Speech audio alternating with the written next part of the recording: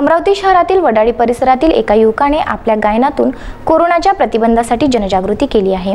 या संदर्भात त्यांनी विदर्भ न्यूजच्या माध्यमातून आपले मत मांडले, तसेच शासनाच्या नियमांचे पालन करण्याचेही आवाहन करण्यात आले आहे।